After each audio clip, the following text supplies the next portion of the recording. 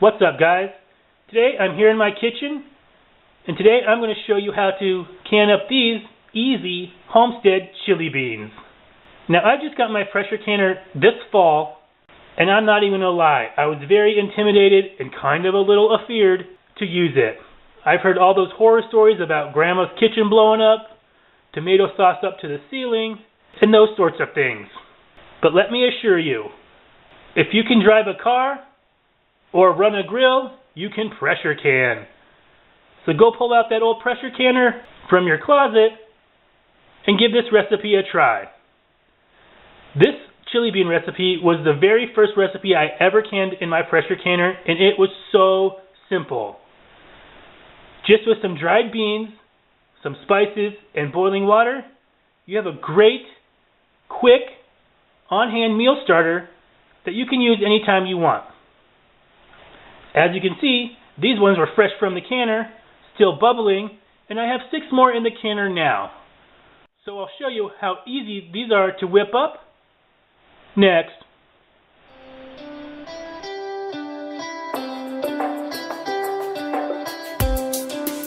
So the things you're going to need to make these Homestead chili beans are 2 pounds of light red kidney beans. Now, my recipe makes 6 quart jars of these chili beans, but feel free to double it to fill up a whole case if you'd like. You're also going to need a can of tomato sauce. This happens to be a 29-ounce can, and I used about half of it. You're also going to need some canning salt. Now, you never want to use regular iodized table salt for canning. You're going to need some ground cumin, some smoked paprika, and some chili powder. This will give your chili beans that chili flavor. You're also going to need some garlic powder and some onion powder. Now, I like to dehydrate my own garlic powder and my onion powder, and if you're not doing so, you don't know what you're missing. The stuff in the store doesn't even compare in flavor to this stuff. You're also going to need some boiling water. Now, I have my stock pot over on the stove here, heating up. Now, of course, you're going to need 6 quart jars with lids and rings, a funnel, and also, because I have hard water here, a small bowl of vinegar to wipe the rim, and also to throw in the canner to keep my jars from clouding up. Now, if this is your first time pressure canning anything, I definitely would go and watch a few more videos. My favorite channels are Bev from Our Half Acre Homestead. I just love that woman. I could watch her videos all day. Linda from Linda's Pantry, and Noreen from Noreen's Kitchen. Those ladies taught me how to can. So let me get this mess cleaned up, and let's get started. Alright guys, so the very first thing I did was go ahead and wash my jars and any utensils I'm going to use for this canning session in hot, soapy water. Like I said, this recipe makes 6 quart jars. I'm just going to fill up 1 here for video purposes, but the other 5 jars I had just sitting in hot water in my sink. You never want to put hot liquid in a cold jar because your jars will break. I've only had it happen to me 1 time, and I learned my lesson. It was a mess. Now, normally I just go ahead and put my jars on the sanitize cycle in my dishwasher, but today my dishwasher is full. The next thing I went ahead and did was rinse my beans. If you buy beans in a bag or rice, rinse those puppies. They're dirty. Now, each of the measurements I'm going to show you are per jar.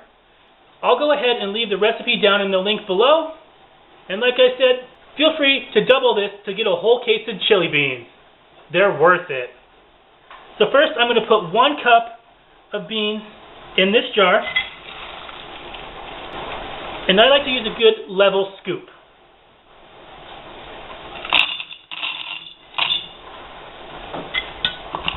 Next, you're going to want a 1/4 cup of tomato sauce.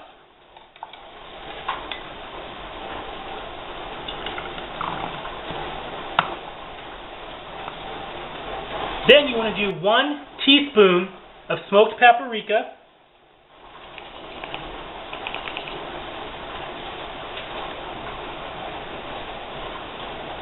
Now, you could probably use regular paprika, but why would you want to? Then 1 teaspoon of chili powder, 1 teaspoon of onion powder, 1 teaspoon of garlic powder, a half a teaspoon of canning salt, and a half a teaspoon of ground cumin.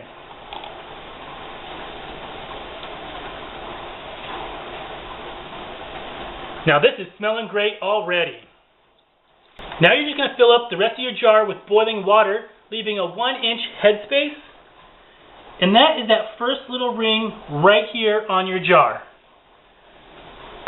It's very important to get the proper headspace, especially when pressure canning. That way you don't get any liquid to siphon out, and you won't have any problems with your jar sealing.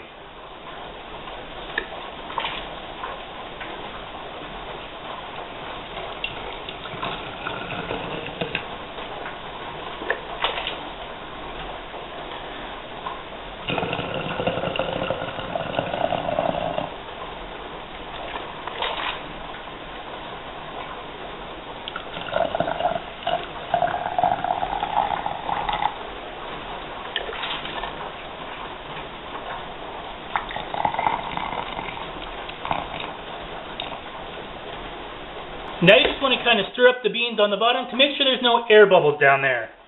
I'm going to use this headspace tool here that I got for 50 cents at Walmart, but you could also use a chopstick or anything plastic. You never want to use metal in your canning jars because they could scratch the inside of your jars, which may cause them to crack and break under the pressure.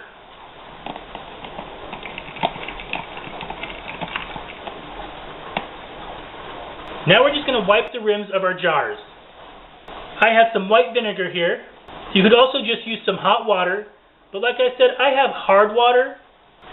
So any leftover vinegar, I'm just going to go ahead and throw in my pressure canner, and that'll keep my jars from clouding up. So you just want to get a little bit on your paper towel here and wipe any dust or tomato sauce or any spices off your rim.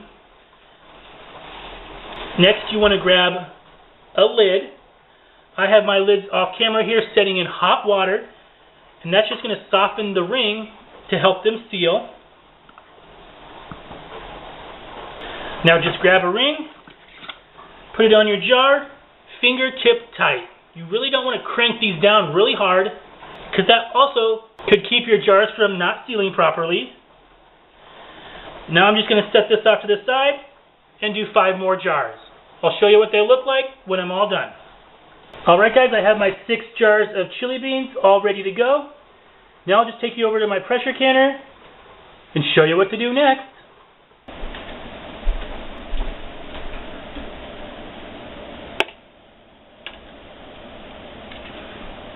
Alright guys, so I have my 6 jars of chili beans here in my pressure canner. I'm going to go ahead and throw any extra vinegar I have left into my pressure canner. Now I have well water here, and it's very hard.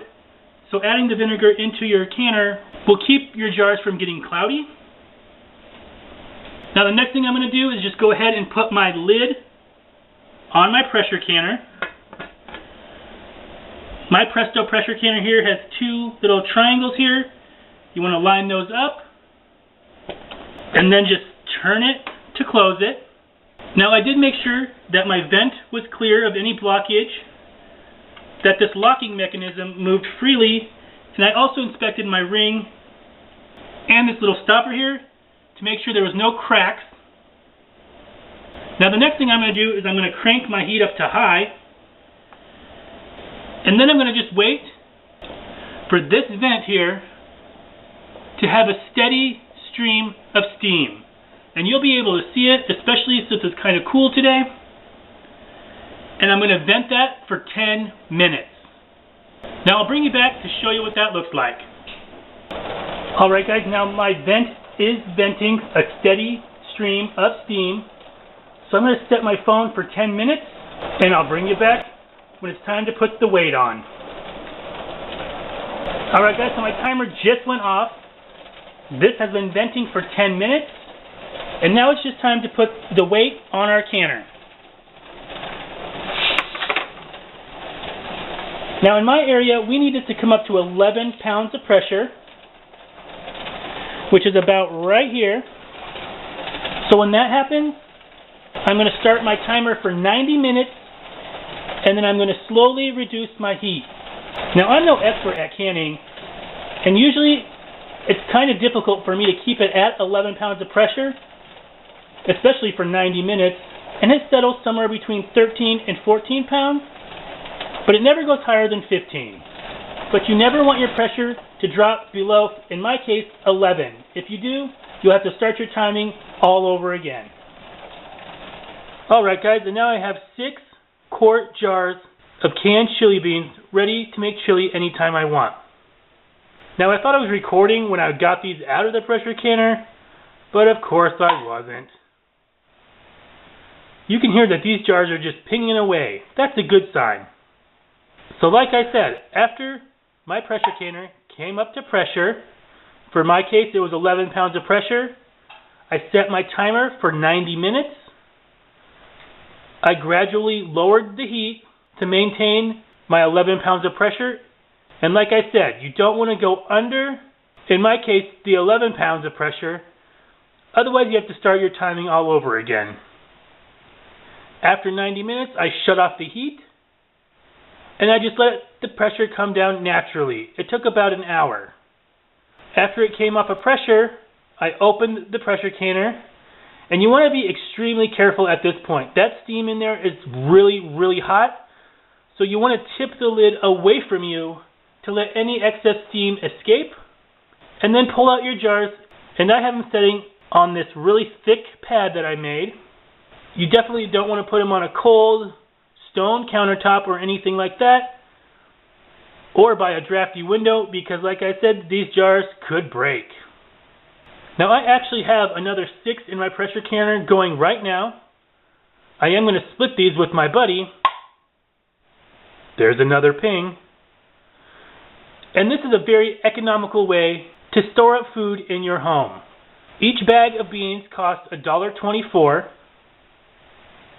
and I used 4 pounds of beans to get 12 jars. The one 29-ounce can of tomato sauce was the perfect amount to fill up 12 jars. I already had the spices, the jars. I just had to buy new lids. So my total was less than $8 for 12 quarts. You can't beat that. That's very economical. Now to use these, I like to use a quart jar of my chili beans. And this fall I also canned up quart jars of stewed tomatoes. So adding a couple pounds of meat to a jar of beans and a jar of tomatoes, you got yourself a really quick and easy chili. I also sometimes just put a couple pounds of meat, I like sausage and hamburger, to 1 jar of these chili beans, cook it down a little bit, and it's perfect for chili dogs or walking tacos or anything like that. I hope you give this video a try. If you like my videos and want to see more of my videos, don't forget to hit the subscribe button down below and give it a big thumbs up. If you have a question about this video or any of my other videos, or you just want to leave a suggestion for an upcoming future video, leave me a comment. Feel free to share this video across your social medias. And as always, thanks for watching. I'll see you next time.